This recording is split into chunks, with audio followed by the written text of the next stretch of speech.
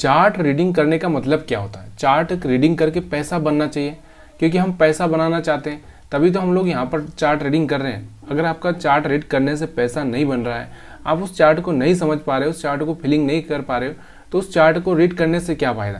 तो देखिए 3-4 चीज़ें होती है जो चार्ट पर हमको देखनी होती है। 3-4 चीज़ें अब आपको मैं यहाँ पर बता देता हूँ कि 3-4 चीज़ें होती क्या है। देखिए अगर आपको समझ में आता है तो एसएल हंटिंग आप देख सकते हैं कि एसएल हंटिंग के हिसाब से आप क्या समझ सकते हैं कि एसएल हंटिंग के हिसाब से आप ट्रेड कर सकते हैं। अगर आपको ये समझ में आता है तो एसएल हंटिंग के हिसाब से आप समझने की कोशिश करो कि एसएल हंटिंग में क्या होता है। एसएल हंटिंग में देखो मैं आपको यहाँ पर थोड़ा सा बताना चाहता हूँ कि एसएल हंटिंग होता क्या है। कि देखो यहाँ पर अगर हम बात करें पिछले दिन की, मैंने आपको बताया था कि हमारे एसएल यहाँ पर पड़े हैं, तो यहाँ पर देखो मार्केट ने यहाँ पर क्या किया, इन लोगों को निकालने के लिए मार्केट यहाँ से ओपन होता है। कहाँ से ओपन होता है आपको भी पता है कि मार्केट की अगर हम बात करें तो ये वाला रेड कैंडल बनाता है, ऊपर जाता है, फिर नीचे आता है, फिर ऊपर जाता है और फिर ऊपर चला जाता है। मतलब यहाँ पर एसएल हंटिंग हो चुका था, इसलिए मार्केट यहाँ पर ही घूम रहा था, नीचे गया ही नहीं। तो ये एसएल हंटिंग होता है। इन लोगों को निकालने के बाद में अब मार्केट के पास में ये लोग जो बचे थे इनको टारगेट करना था। इनको टारगेट करने के लिए मार्केट एकदम डायरेक्टली इस तरह से ऊपर नहीं जा सकता ना। तो इसके लिए मार्केट ने क्या किया, इसके लिए मार्केट ने किया कि मार्केट क्या करेगा, इसके लिए धीरे धीरे लोगों को ट्रैप करते करते जाएगा। तो यहाँ से देखो ट्रैप करते करते गया तो सही, वहीं पर गया, और बल्कि इसके ऊपर अगर आप देखोगे तो इसके ऊपर भी गया है। यहाँ पर आपको दिख रहा होगा इसके ऊपर भी गया, लेकिन किस तरह से, यहाँ से देखो पहले इन बायर्स को निकाला, मार्केट ऊपर गया, बायर्स को अट्रैक्ट किया, फिर इनको निकाला, इनको निकालने के बाद फिर मार्केट ऊपर जाता है, फिर यहाँ पर इन सेलर्स को निकाला, फिर नीचे आता है, फिर ऊपर जाके इन ये जो सेलर्स थे इनको निकालता है। उसके बाद में जो यहाँ पर कुछ बायर्स रह गए हैं, इन बायर्सों को निकालने के फिर से मार्केट नीचे आता है।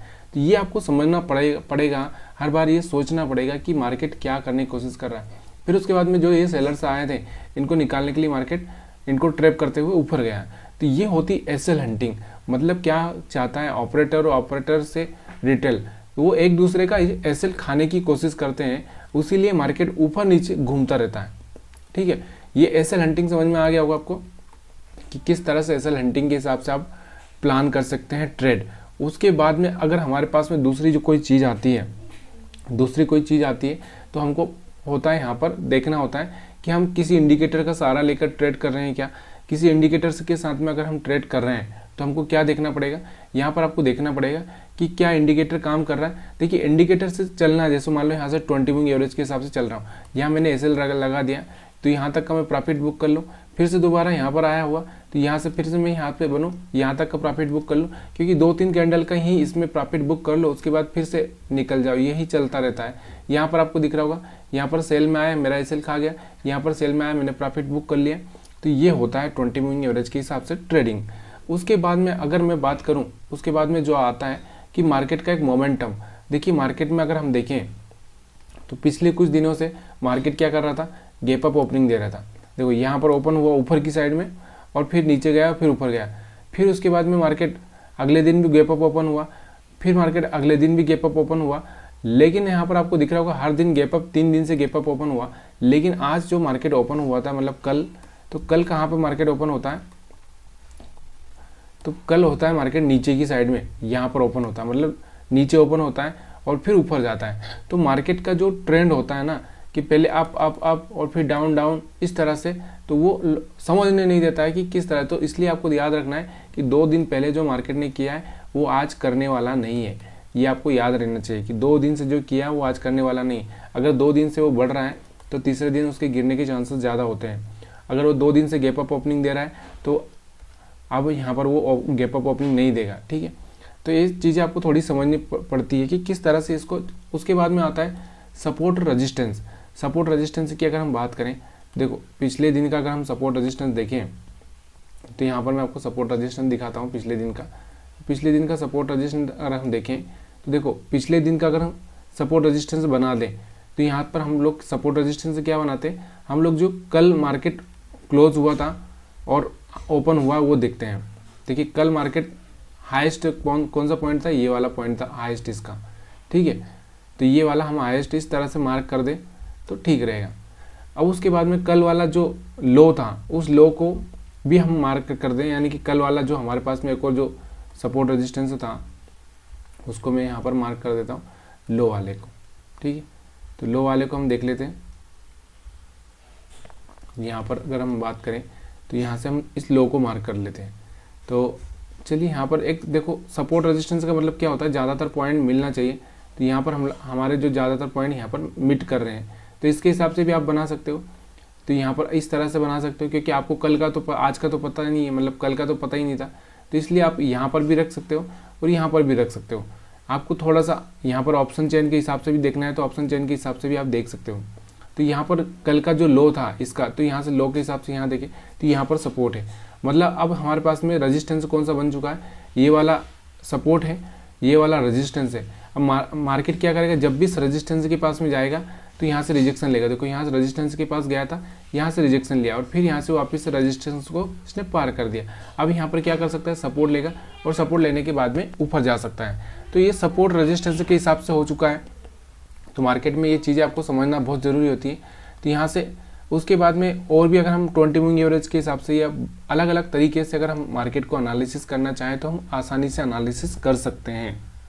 सेम अगर हम बैंक निफ्टी में भी देखें, बैंक निफ्टी के चार्ट आपके सामने है, तो बैंक निफ्टी में एसएल हंटिंग के हिसाब से देखें तो देखो बैंक निफ्टी में एसएल हंटिंग के हिसाब से अगर हम बात करें तो यहाँ बैंक निफ्टी में आपको पता है कि नीचे की साइड में यहाँ पर एसएल पड़े थे, यहाँ पर आपको दिख रहा होगा ये जो लाइन लगाई मैंने, तो सारे के सारे एसएल जो बायर से के थे यहाँ पर पड़े थे। और सेलर से की अगर हम बात करें तो सेलर से में यहाँ पर पड़े थे। तो यहाँ पर क्या किया मार्केट ने, देखो पहले क्या किया, यहाँ से आप देखो बायर्स को निकाला, मार्केट ने ओपनिंग नीचे दी। इसको बड़ा करता हूँ मैं ताकि आपको चार्ट दिखे थोड़ा सा। तो यहाँ पर आपको दिख रहा होगा। अभी यहाँ पर आप इस चार्ट को समझने की कोशिश करो। देखो एसएल अगर हम पीछे देखें तो पीछे जो बायर्स यहाँ पर बाइंग करके गए थे उनके एसएल नीचे पड़े थे। और देखिए सेलर से कि यहाँ पर एसएल थे ही नहीं, थोड़े बहुत एसएल यहाँ पर सेलर से के थे, जो कि मैंने आपको एनालिसिस के वीडियो में समझा ही दिया था। तो यहाँ पर सेलर से के एसएल थे और यहाँ पर बायर से के, और मैंने कल आपको बताया था कि एक बड़ी रेंज हो सकती है। तो यहाँ पर आपको दिख रहा होगा कि कैसे मार्केट यहाँ पर ओपनिंग देता है, यहाँ पर ये जो सेलर से एसएल थे इनको आउट कर देता है, इनको क्या करता है, आउट कर देता है। अब उसके पास में ये वाला टारगेट है और उसके बाद में इसके बाद में क्या है, उसको एसएल बनाना है और खाना है और ऊपर जाना है। तो यहाँ से देखो मार्केट ने यहाँ से ओपनिंग देके यहाँ से चला था और इसको हम सपोर्ट भी समझ सकते हैं, ये सपोर्ट भी समझ सकते हैं, इस सपोर्ट पर ओपन हुआ है और मार्केट धीरे धीरे यहाँ से ऊपर जाता है, इनको भी निकाल देता है। उसके बाद में फिर से मार्केट यहाँ पर सेलिंग में आता है। सेलिंग में क्यों आता है, क्योंकि ऊपर एसएल नहीं है। अब मार्केट को अगर ऊपर जाना है तो फिर मार्केट को एसएल क्रिएट करना पड़ेगा। देखो यहाँ पर सेलिंग कैंडल बनाया इसने और यहाँ पर सेलर्स को अट्रैक्ट किया। अट्रैक्ट करने के बाद में क्या हुआ, फिर मार्केट ऊपर चला गया, इनके एसएल निकाल दिए, फिर मार्केट ने बड़ा सा रेड कैंडल बनाया, फिर सेलिंग में अट्रैक्ट किया, फिर ऊपर चला गया। इस तरह से इसने मोमेंटम किया है यहाँ पर एक टाइम के लिए और सारे लोगों को आउट करते हुए ही ये मार्केट ऊपर की साइड में गया है। तो ये जो हमारा जो समझने का नज़रिया होता है ना कि मार्केट जब तक अप ट्रेंड में है तब तक आप अप ट्रेंड पर ही फोकस करो। डाउन ट्रेंड में होगा तो वो है ना, पहले एक अच्छा सा अपना जो एक पॉइंट है, एक लेवल है, उसको ब्रेक करेगा, उसके बाद ही हम डाउन ट्रेंड में समझ सकते हैं। यहाँ पर मार्केट ना अप ट्रेंड में ही है, तो अप ट्रेंड में ही आपको यहाँ पर ट्राई करना है, यहाँ से अप ट्रेंड में ही आपको ट्राई करना है। तो ये आपको समझ में आ रहा होगा कि 20 मूविंग एवरेज से यहाँ से आप बाई कर सकते थे, यहाँ से आप बाई कर सकते थे, यहाँ से आप बाइंग करके सकते थे, यहाँ से और यहाँ से, यानी कि 4 जगह। इसके हिसाब से सेलिंग करके आप यहाँ से एक छोटा सा प्रॉफिट या एसएल यहाँ पर आप हो सकता था आपका। तो यहाँ से ये सब चीज़ें आपको थोड़ी समझनी पड़ेगी। अब यहाँ पर आपको समझ में आ रहा होगा कि यहाँ पर आप देखो कि अब हम बात करें, यहाँ पर आपको दिख रहा होगा यहाँ से एक रेजिस्टेंस था, इस रेजिस्टेंस को ब्रेक किया है इसने स्ट्रॉन्ग कैंडल से। यहाँ से देखो, यहाँ से जो स्ट्रॉन्ग कैंडल से ब्रेक किया है, स्ट्रॉन्ग से ब्रेक किया है, तो देखो यहाँ पे मार्केट में एक अच्छा सा ट्रेंड अप ट्रेंड हो चुका है। तो अब हम यहाँ पर सेल नहीं कर सकते। हाँ, अगर ये छोटा हल्का फुल्का कैंडल होता या डोजी कैंडल होता या कोई ऐसा कैंडल होता जिससे हम लोग यहाँ से समझते, तो हम यहाँ से समझ सकते थे कि यहाँ से मार्केट ऊपर नहीं जाएगा। लेकिन यहाँ से इसने क्या किया, एक बड़ा सा ग्रीन कैंडल बनाया, यहाँ से ऊपर गया।